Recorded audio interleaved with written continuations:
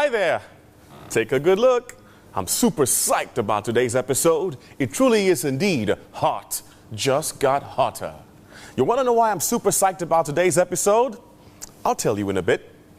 From the brand that is so dedicated to flavor and co-sponsored by Coscharis Motors and Kenwood, this is the Knorr Taste Quest, and I'm your host, Manny. Let's not forget, every week on Knorr Taste Quest, our contestants have to pit their culinary prowess against one another to discover the Knorr Taste Quest champion and earn the bragging rights as Nigeria's culinary best.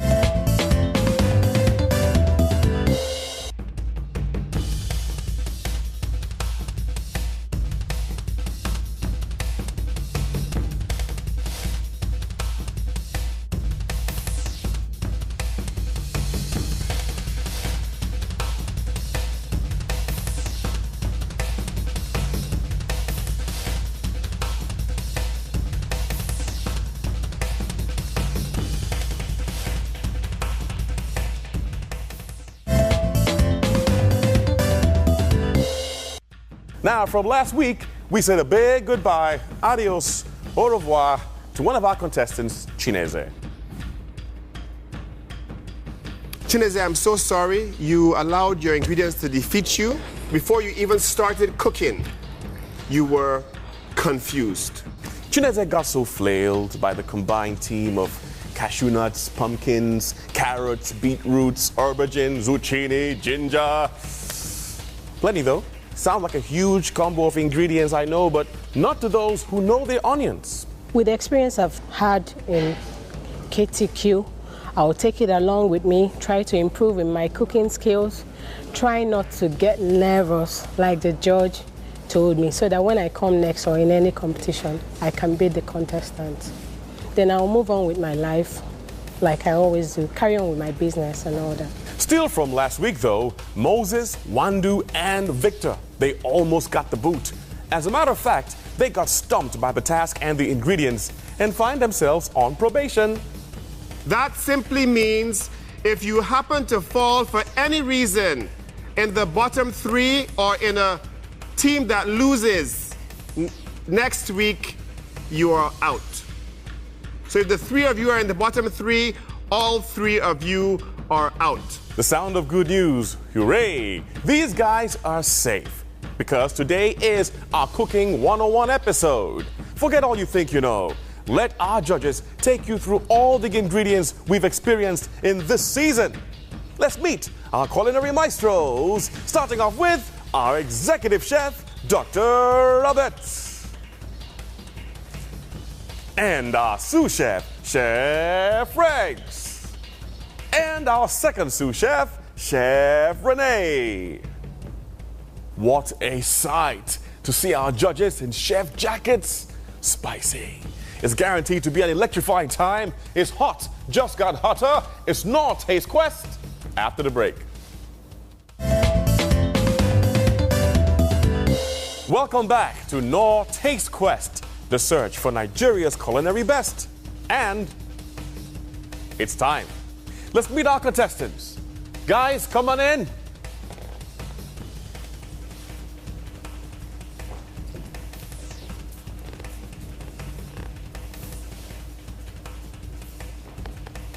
Hi, guys. Hello. I'm not too sure about you, though. Are you ready for today? Yes, we are. And today, we get to see the experts at work. I'm curious. Dr. Robert, tell us about today's episode.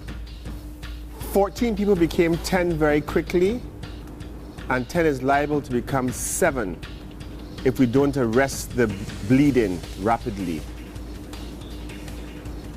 You all had so much promise, seemed to be able to do so much, and simple ingredients seem to be tackling you instead of you tackling the ingredients.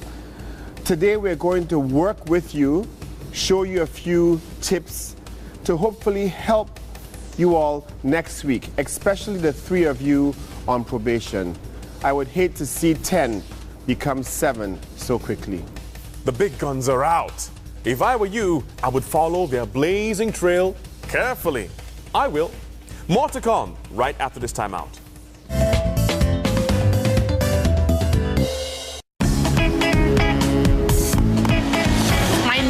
cubes are here. And the flavor is 3 times meatier. 3 times? Yes. Fun.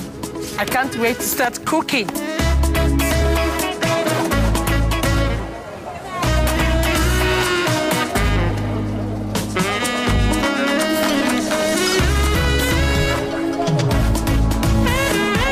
Joyce, what special flavor do you put in your stew? And how come you're always having so many customers? It's the new Knorr cubes, so. No? The new Knorr cubes flavor is now 3 times meatier. Taste some.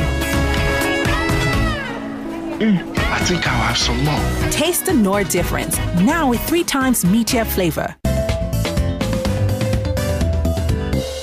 Welcome back to Knorr Taste Quest. Let the show begin. We're back again into our kitchen where everything started and where it shall all end. We're going to take you through a few simple, basic, everyday things. I will start by telling you a few kitchen do's and don'ts, which we have observed that you all have continuously done wrong whilst in the kitchen. And then Chef Renee and Chef Fregenet will do some other basic things, knife skills, and other things that we find that you guys are not able to do and do properly. First and foremost, when you go to your kitchen, any kitchen that you're in, hygiene is probably one of the most important things that you need to consider. You have to wash your hands, keep your hands clean, and keep everything that you're working with clean. In any kitchen, you have boards to use. Thank you, sir. Thank you, Matt. You have boards that are of different colors. When you have boards that are color coordinated, you try to make sure each board is used for a specific thing. We use the red board for raw meats, in most cases also for raw fish. You use your green board for baked goods, dried goods, or cooked goods. As Chef Renee likes to say, she prefers to use her blue board for cooked meats, like raw cuts or smoked meats and stuff like that. You're going to cut it, you're not going to cook again. Your green board, it's green, we use for your vegetables and other things like that. And your white board would be used for breads, bits and pieces and whatnot. And your yellow board used for fruit. Very simple, they have the colors you can follow. Now, if you decide in your kitchen to say to yourself, I'm going to use the red board for baked goods, that's fine, as long as it sticks for that purpose. The color is just to make a bit of sense. Red is meat, green is vegetables, white is breads and stuff like that. It makes it easy for you to remember. Very important for you all to remember, and even for our viewers at home, when you're handling your meat products, do not take a cooked piece of meat and place it in the same container or vessel with a raw piece of meat when you're not going to cook that piece of meat again. We saw that happen with you all in many instances, especially meats like chicken and things like that, that will cost you anything from salmonella to you name it.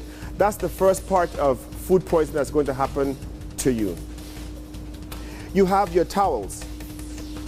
Most of you use hand towel.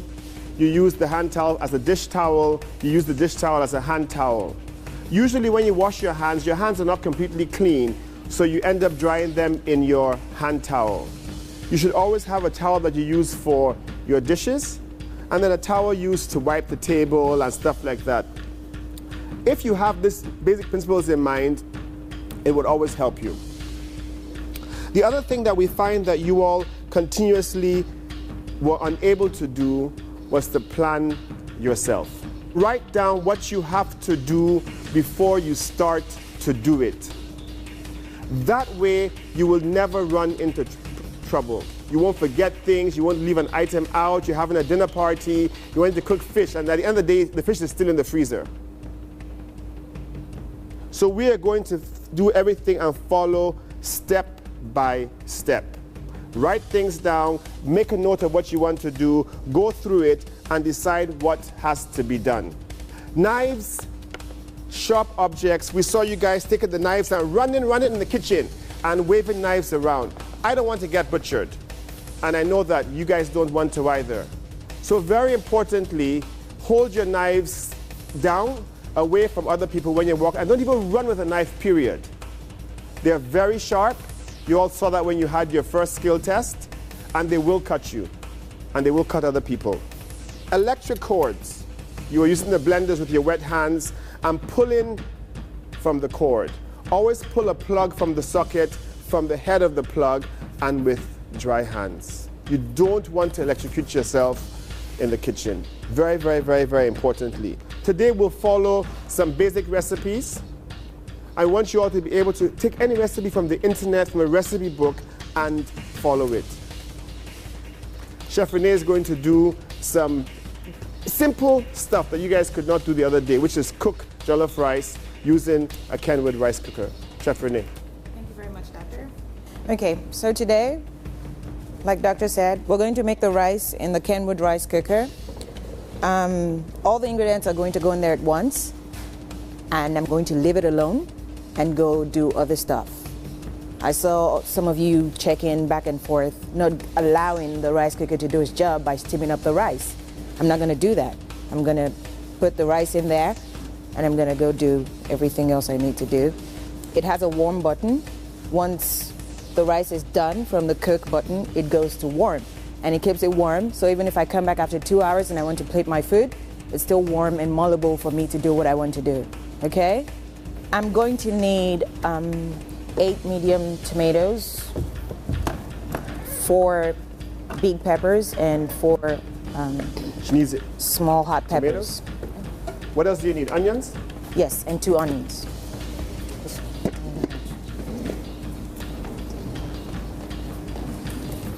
Chef Renee, the tattaché, are you putting the seeds in too? Yes, all goes wow. In. Nice. All goes in. Okay. Because you need that, that heat. So that makes it very easy at the end of the day. You don't have to start seeding the peppers and everything possible. Absolutely. So you want to make sure you remove the stems, of course. I don't have to teach you how to handle your peppers. Now, for me, when I want to use a blender, I make sure I cut my peppers into smaller sizes so that the blender gets them quicker, okay? I don't just throw them in whole. Can I get my onions, please?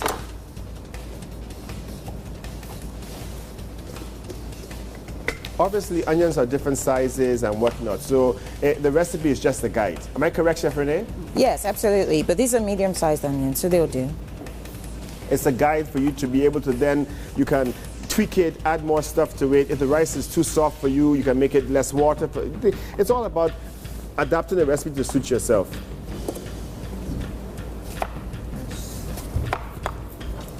It even looks good already. Yeah. Are you good? Yeah, good, thank you. Now my hands are all dirty. Before I touch anything, I'm going to wash.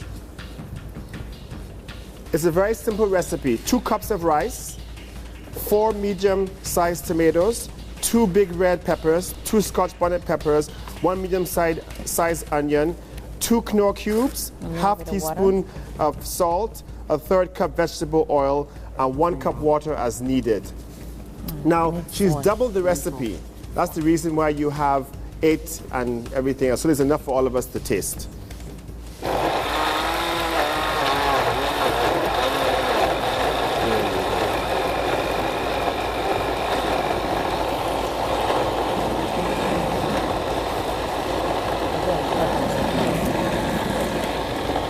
So now that all of this is done, Chef Renee, what is that you're taking off the rice cooker? now this is the steamer for the Kenwood rice cooker. Now this helps you if you want to cook your rice and at the same time steam your vegetables and whatever it is that accompanies your food, fish or whatever you have that you want to steam.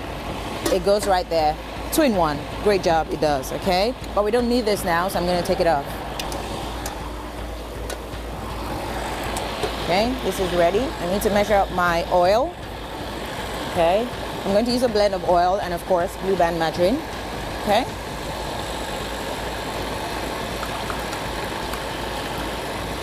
So this is half a cup. Okay, I'm going to do about half of that. It's not going to be full.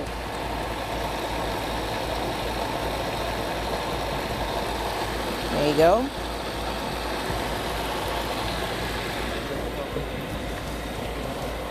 Yeah, this is good. Is it? No. Here you go.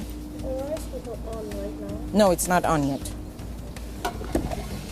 It's not on yet. You can see that. So in goes the pepper. We're going to get our Knorr cubes, 2.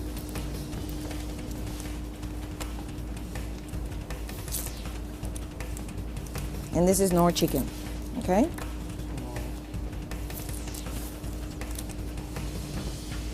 So, squeeze it in there. Now, the reason why I'm doing all this, once again, is so that I don't keep going back and forth to check the rice and then letting all the steam out from the rice cooker and not allowing my food get nice and fluffy, okay? So what you're saying is that I can put the rice in the rice cooker, put the rice cooker on, and go and watch Knorr Taste Quest on TV. Absolutely. Excellent. So now I'm ready for my rice, okay? And because of the kind of rice that it is, you don't want to, it's not a local rice, so you don't want to go and wash out all the starch. It doesn't. But even with the local rice, you don't have to wash out all the starch. That's the myth that everybody feels you have to wash the rice and you're washing clothes and whatnot, you know? Exactly. Now I'm going to, because I didn't stir it all along, now I'm going to stir it up a little bit just to see how it sits in there. So this allows me to know what consistency, how much more water I'm going to put in there. So this is half a cup.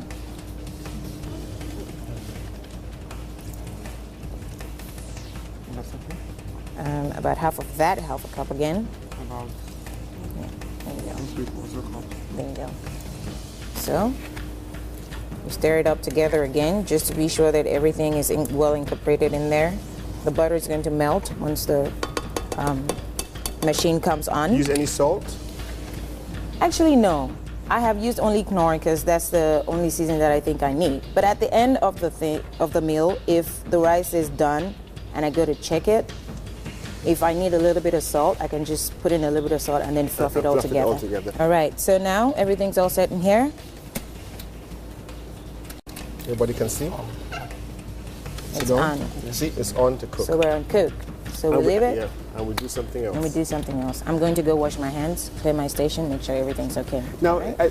I understand you guys work under pressure, but look at her workstation. It's not all messed up and stuff, you know, and that was 1, 2, 3 pesto, and it was done. Okay, let's move over to the other end of the kitchen, and we will let Chef Freggs thrill you all with some knife skills. Now, just knife skills. I know everybody's trying to, cut like a chef, and I'll just show you some secret. I know sometimes you're afraid of cutting your fingers. When you want to chop an onion finely, you don't just slice it and go all crazy on it. The onion already has natural lines for you to follow. You can all see those lines, right? And you want to go from the smallest part to the biggest. Now, when you're chopping anything and you want to chop something finely, you need to protect yourself. And by doing that, you need to put your hand like an eagle's claw or a bird's claw. And you want to cut against this grain of your finger. Can everyone see? Thank you very much. You cut against the grain of your finger. So that way you could go follow the natural lines. And when you're following the natural lines, you don't want to cut all the way because you don't want it to fall apart, right? So you follow the lines as thinly as you can. When you get to the point where it feels like you're not comfortable anymore, you don't have any more grip, you grab, and just keep going.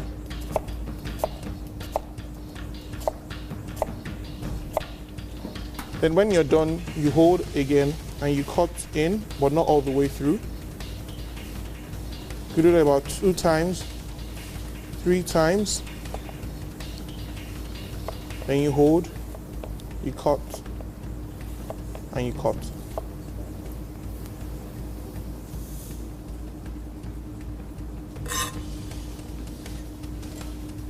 Okay. Can you all see how those are so evenly cut? Nicely cut and evenly cut. How do you know when not to move? How do I know when not to When move? not to move your hand? How do you know when you got When you just get uncomfortable. So I'm listening to you. I'm listening to you. Go on, keep asking me. She's afraid. Scared for him. Keep talking. When did you learn how to chop? I'm listening to you. How long have you been chopping? Do you know, it's just safety. I'm following this. That's what I'm following. It's not because I am calculating, but I know that the knife is running against there, so I know I won't cut myself. You have to, I'm sorry to use that word, you have to think like a blind person. Know your way around the kitchen. Know your knives, know your cooker, know everything that belongs to your kitchen as though you were blind. That way you can chop and watch TV at the same time. So that's why, let me do another method. So if I'm just going, so it's always going against, so I'm not going to, it's grinding against here. Then another chopping skill you want to learn is you have to rock your knife back and forth. So that way you slice and you're not going to allow your knife bend and injure yourself. So you see, we have a really fine cut here. We have some thin slices here. So like Doc has said, if you think like you don't have any sight, you can, but if you follow the motion, I was following the grain of my hand and everything was perfect. So I'm going to chop up some bell peppers. With this bell peppers, I would prefer you cut at the bottom, pop out the seeds, and even with your fingers, you could take out the white pith. Why do you take out the white pith? It's bitter. It's bitter. This is a really sweet pepper, but I mean, life is about yin and yang, so even from here, you can just take out the seeds, or you slice. You always cut away from you. Sir. Now when you want to finely chop a pepper, you could just look for where it's hard the most. So if you do it like that, or so I want you, Doom, to do me a fine brunoise. A brunoise is like what we just did, a really, really, really fine chop.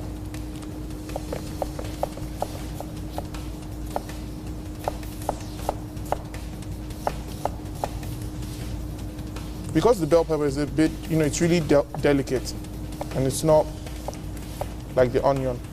So you can take your time with this.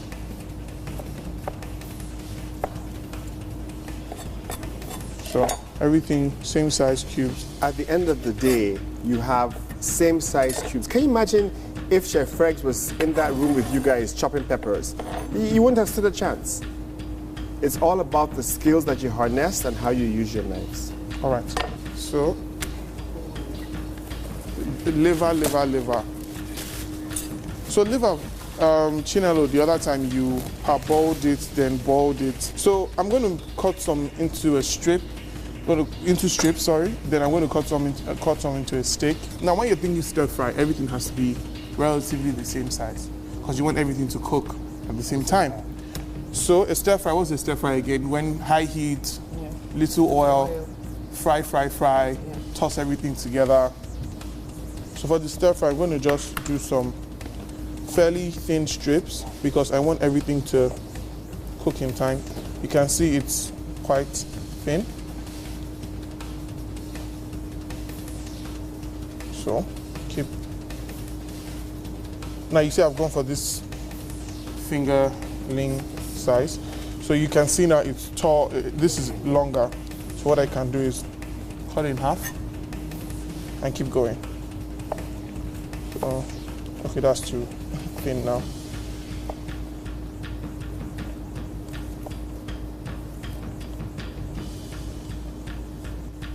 You can see?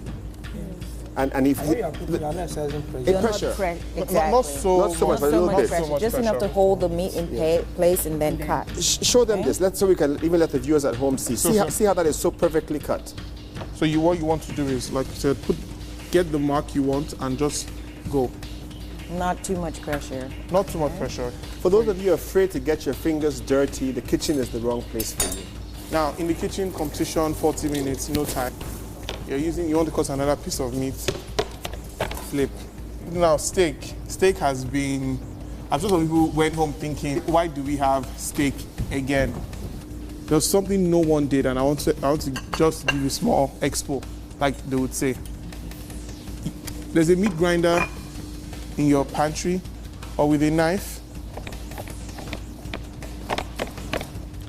Just Making minced meat. making minced meat. I was waiting for someone to say this. So you just keep rocking, There you go. chopping. Now by chopping the meat and mincing it, you're breaking down the fibers. So if I were you, that's what I would have done. And I've made it into a nice, well, I'm still making it into a mince. This way, your meat cannot be tough. So this, I mean, a meatball fried up, you make it into a sauce, it's ready to go. So these are the minute steaks, and we have one more steak that you're going to deal with later. Okay. Anything else to chop up? I think we're done for the moment. We're done for now. It's on now. Lots of culinary education going on in the kitchen.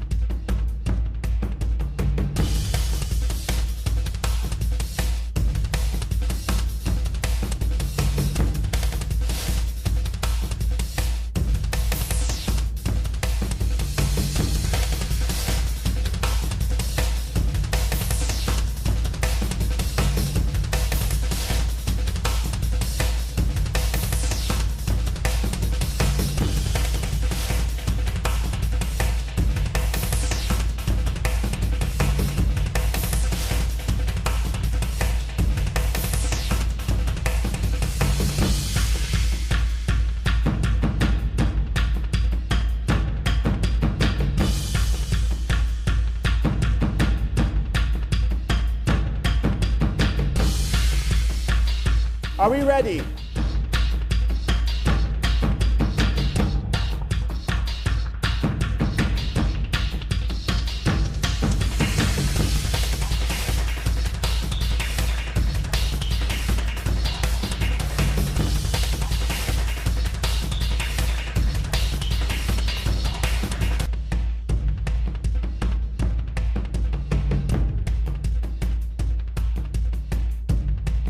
Olabode gave us a salad with lemon juice as the dressing, and a lot of lemon juice as that. And Pupola did his own, the lemon juice and the rind inside his, You guys, come on. So we're going to do a very basic recipe today for a salad dressing. Using all the ingredients that you had before, some honey, some lemon, black pepper, and salt, and a bit of Knorr. 6 tablespoons of olive oil, 3 tablespoons lemon juice, 1 tablespoon honey, fresh black pepper to taste, sea salt to taste, and Knorr Classic also to taste. All ingredients together, whisk them, and pesto. In how many minutes? Less than 2. Less than a minute. You have salad dressing that costs you next to nothing. All right, so like he's told you, give me a guideline of the recipe. So here in goes in our olive oil. Now, the recipe, like we told you earlier, is a guideline. It's really just a guideline, but what you really want, you want oil, acid, sweetness to balance it out, and seasoning. That is what your dressing should taste like. Next time, we're using honey today. Your other dressing could be raspberry juice, it could be sugar, it could be anything that you want, but just so that it balances out. So that's about a tablespoon of honey, 3 tablespoons lemon juice. I like my dressings really sharp. If I wasn't following this recipe, I would, which I'm going to cheat and do, and put a bit extra. Black pepper. Never use black pepper powder. Never, ever, ever. If you're at home and you want to buy black pepper, buy it whole, and put the whole peppercorns in a meal like this, or have a spice grinder at home, or use the smaller end of your blender. Of your attachment, of your Kenwood blender. Okay. So some black pepper to taste. Some salt. Sea salt is better as well. But if you just have regular salt, that's fine. And also, don't forget to add a pinch of Knorr Classic. I would like to jazz up this dressing a bit with a touch of parsley.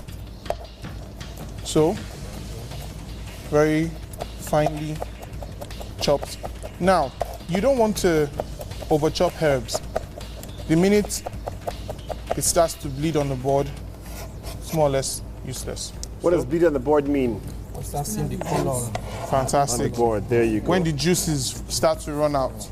There you go. Sometimes it's okay to cut like herbs on your whiteboard so that you can see, oh, is it bleeding yet? Or, you know, you can tell if it's stained. So you don't want to, and like we said earlier on, even if you've color coded, just make sure that if you're using this for herbs, you're using this for herbs. You couldn't get a salad dressing better than this. Truly and Olabode gave us fresh lemon juice on a salad. Please, can we have tasting spoons? Let them all taste. Who wants to try?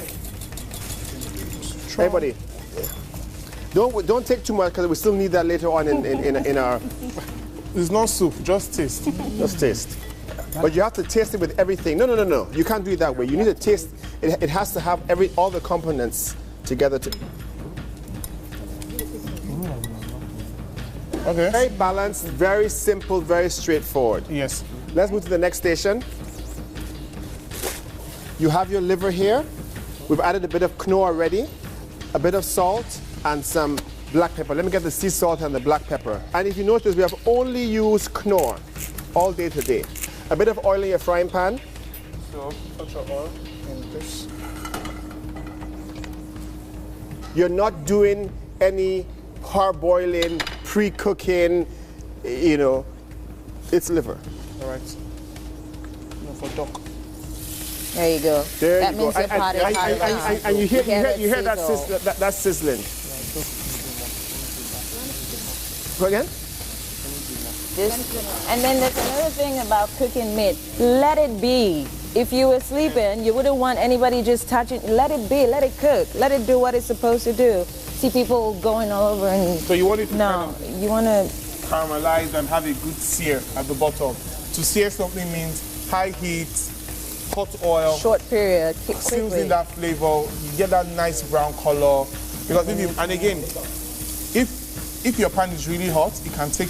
But still don't try to overcrowd your pan depending what you're cooking. Because that way it will bring down the temperature too much and you start to steam. Too long. So you want to check it. It's not, I mean, some parts, because the pan is kind of crowded, you can see, but some of them are getting nicely brown like that. Look at that. That's a nice brown You could even leave it just until the edges, like even the beginning, the edges of the upper part is beginning. Even if it cooks from the bottom up, you flip it once for a second and you take it out. If you ask me, I will ask my humble chef to take it out. I'm taking it out now. Taking it out of the pan now. Because we're still gonna. Because we're still gonna stir fry it. And this, you guys, that was all of 45 seconds. And that steak is cooked. We're going to use that same frying pan, a little bit of oil. Just a touch, because it's already full of oil. That's perfect. And we're going to use bell peppers. Where are my bell peppers? We have some here, some onions, and some hot pepper. Throw them into the frying pan. I'll throw the onions and pepper first. Yeah. Throw the onions. Not all. Not all. That's good. Some hot pepper. Okay. Please, can you teach us how to... But look at what he's doing. Now what you need to do is you push the pan forward. The minute it gets forward, you bring it back. It's a recoiling action. It's a recoiling action like that. Okay? So you put some green. I got some red. Any red cut?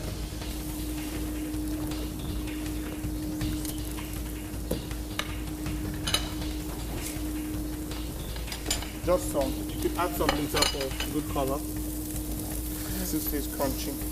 And he's going to stir fry these to the little crunchy, and he's going to add the liver. And that liver is now sitting in its juices. You would like to call it blood, but it's sitting in its juices, and that's going to help you make a bit of a sauce for that. You smell it, it has that earthy, like nutty flavor. You can smell it. The powder one doesn't have that. Does that look good or what? This is looking good. It's ready to plate. It's finished. Believe it or not, it is cooked. The liver is ready. It's succulent. We're going to do the steak quickly. So you see immediately this is so appealing to look at, and obviously taste done. That didn't take any time at all. Anytime. It smells good, it looks good, and the liver is succulent. Now remember, there's no curry, there's no thyme, there's no It's just Knorr and black pepper. And simple, and keep it simple. Are you guys? All right, Okay. so we're going to go to the next other station very quickly. We're going to do the salad things together. They've already been cut, and then we're going to do the steak. we've cut the romaine lettuce in different shapes and sizes to give texture and layers on the plate. Now I'm going to add some blue band. We added some blue band now. Why are you running away? Run away. The blue band is going to give you more flavor. Just the salad. Could you just do a bit more as well? Moses, I need you to take the thing from Chef Regine and act as though you're not afraid of... So you grab this now. Just take it off. Hey! No, don't press it. Listen to instructions. Now, you don't need to press it so much. You see, can we have a look at that? Yeah. How nice and brown that is. All right, okay. So that is hot. Now, could you put some onions? We're going to make another quick stir fry here. So some onions here. Put that in. No, that's fine. That's fine. That's fine. And a touch of ginger. A touch. Half of that. That's fine. Gregs, what else goes in your salad? So allow that saute. There is a bit of... He showed you the action. Oh, okay. Now you're moving it back and forth. Yes, the recoil action. That's it. You're getting it. So now you see the difference between mine and yours. Yours is kind of big. So can we have some of the green peppers? No, on a high heat. The heat needs to be high. No, the chopped ones. So I like to get really hot again, and you add the beef. The beef we've seasoned with Knorr, as you can see, and I'm going to put in a bit of black pepper as well. So the oil is really hot. You can put the beef and the garlic. Mix it together first. There you go. Good now stuff. with the garlic, you don't put garlic in fresh because it's going to burn. So you put it when you have some more things in the pan. All right. So for the salad, we're going to also put some green pepper on here. We're going to take some... No, continue, but so they can see. We're going to take some cashews for some crunch. Kamsa. Can I have some red bell peppers there? We have some parsley to make it look pretty on the plate. And you must always think of color on the plate. You see how 3 strands of bell pepper has just elevated that dish. For those of you who didn't see how this was done, that were in the other group, this was grated with the... It was shaved. Shaved with the... Can I have a spoon? Potato peeler. Now you see, now you're going to make the plate messy. Dirty. But it's fine. 1 second. Everybody can see? Quick and easy as well. And if you look at the pieces of meat, they are succulent, they are whole, and they are tender. What's most important. Okay, any questions before we move on? We have got all our stuff together. It's now time to plate. We have all our ingredients ready. We have all our stuff been cooked. Everything is set to go. It's now to make the eye eat before the plating. Chef Rex, what direction will you normally take when you're plating food? With plating food, I always just think proportions. Odd numbers go well together. 3, 2, playing with odd and even numbers on the plate. You have to think of color. I like thinking of height as well because you want the food to kind of reach out to the person. And you just always want to think of proportions. The meat is what size, the side dish is what size. And you always have to think of, sauce and the sauce guy. Is there a drizzle that will go nice on the plate? Is there a little... Sometimes I see people try to do spoons and things. Sometimes it's not necessary, so just think of things like that. Okay. Before you do anything, let me just show you guys something very quickly. These are 2 plates of salad, plated, and it's so obvious which one looks nicer. The one on the left-hand side, the same amount of salad leaves, but they have been lifted up to look so inviting. When he said height, that is what he's referring to. Thank you. Go ahead. So I'm just going to get a few of these cucumbers that I had them sliced for me earlier. They're thin, nicely thin, so that even when you go to eat them, it's easy to eat, to take and eat, okay? So you just want to put them around like that, like so, like a bed for the rice to sort of sit on top of. And also what we're taking advantage of here is color, okay? The contrast of the green would go very, very well with the rice when we put it on top of it, okay? So, you want to take, I need a smaller spoon. Nicely put the rice in there.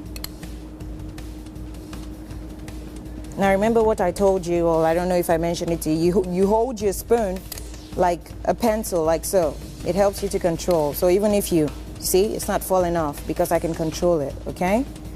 So no shaky hands, just, yes.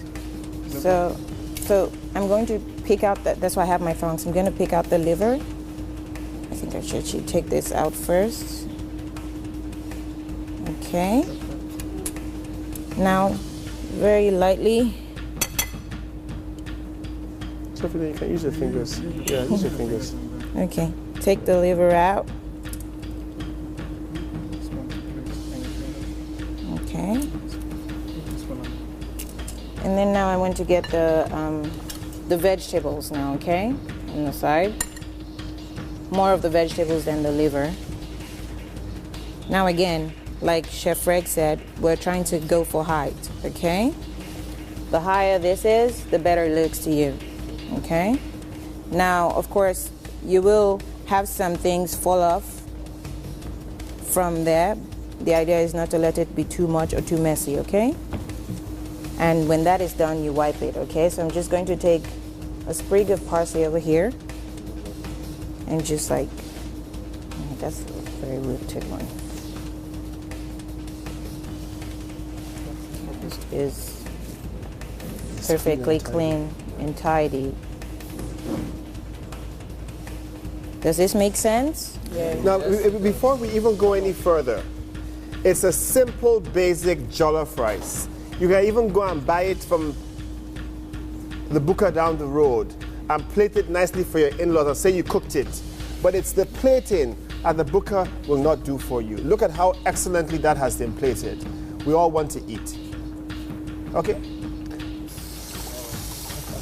One thing you have to not run away from is using your fingers in the kitchen. You've washed your hands, they're clean. If you're going to do food that is plated like this, you will have to use your fingers. Okay?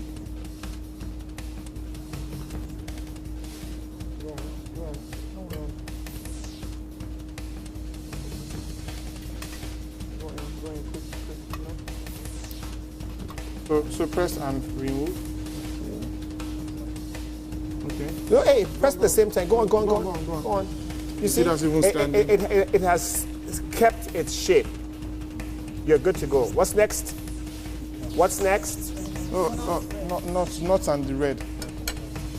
Sorry, I'll just take the red and put it on top. That alone just is fine. Now your piece of steak. Awesome. So you put it right there. Go. Your dressing. Your dressing. You want to do like a nice drizzle all around the plate. Popola, you take over from her. Yeah. Like a nice drizzle all over the plate. Now remember your spoon action. You see? Oh no. Now you don't have that control because you're not holding it the right way. Thank you. Now you guys look at this. Tell me who will not want to eat this now? Tell me. You have your steak, you have your salad, and not difficult to do at all. Yeah. Remember we talked about portions and portion control when you guys were plating your food. Everything is in symmetry with each other. Okay? And let me have that, please.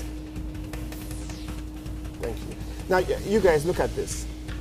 Tell me who will not want to eat this now. Tell me. You have your steak, you have your salad, and not difficult to do at all. Yeah.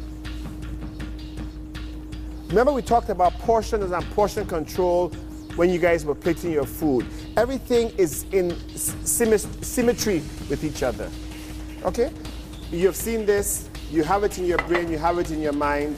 Let's take that piece of steak and Cut it on the bias. We want a board for, what board are we going to use? What board are we going to use? Red. What board are we going to use? What Red. board are we going to use? Red. What board are we going to use? And he says red. What do we say about raw meat and cooked meat? Cannot be on the same board. So you want to look for this part of the meat because you're going to cut it against the grain, for lack of a better word. Okay. So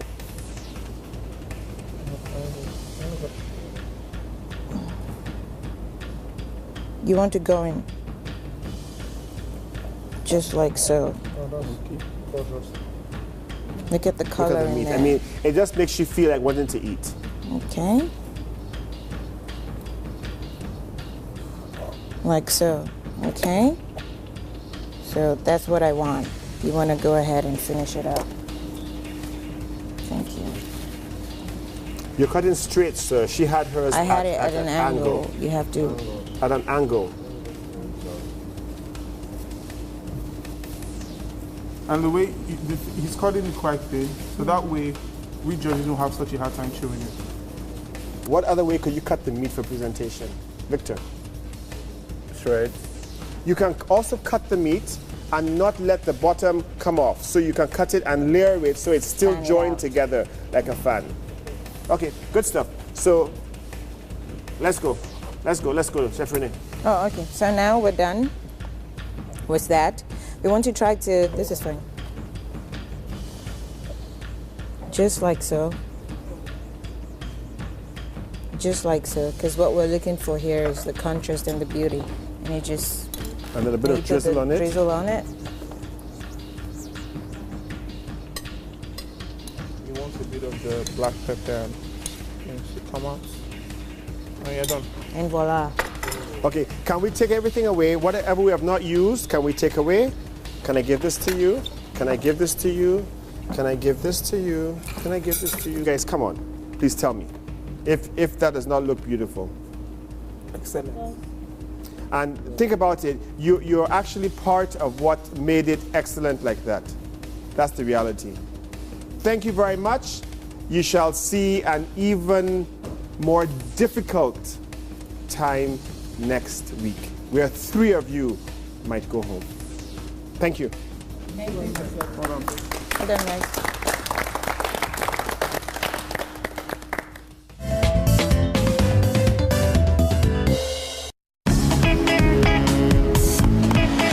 My new Knorr cubes are here. And the flavor is 3 times meatier. 3 times? Yes. Fun. I can't wait to start cooking.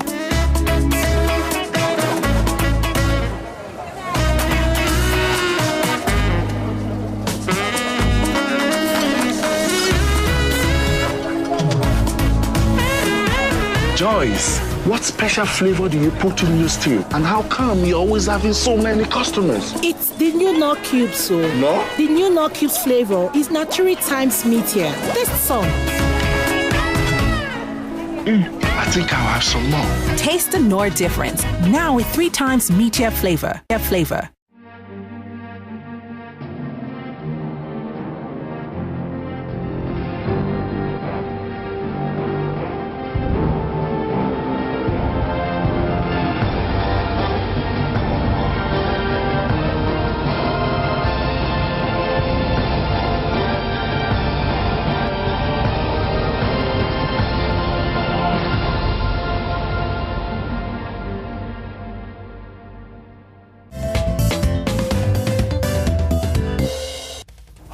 Just got hotter. I told you, and now the bar has been raised way up off the roof. And sadly, we've come to the end of yet another epic episode on Knorr Taste Quest. What a show. But we hope, though, next week that our contestants can at least put today's lessons to good use. After all, it is Knorr Taste Quest. And for those of us at home, you know with Knorr, everyone is a winner. And that is why there are prizes to be won every week by the viewers. Just answer the weekly question correctly. And the numbers of last week's winners are on the screen right now. This week's question is: which of these are co-sponsors of Knorr Taste Quest Season 2? A. Ford Motors and Kenwood. B. Coscharis Motors and Kenwood. C. BMW Motors and Kenwood. You know the answer? Then hurry up. Send your answer in this unique format. Text RR, then your answer if it's A, B, or C to the short code 33120. And we want to hear from you guys, so please like our Facebook page, send us your comments and your favorite recipes. We say a big thank you to our co-sponsors, Coscharis Motors and Kenwood. So wonderfully dressed in your chef outfits, you guys made today's show truly epic. We say a big thank you to Dr. Robert, Chef Frags, and our second sous chef, Chef Renee. I'm your host, Manny, and I'll see you all same time next week on Knorr Taste Quest. Goodbye.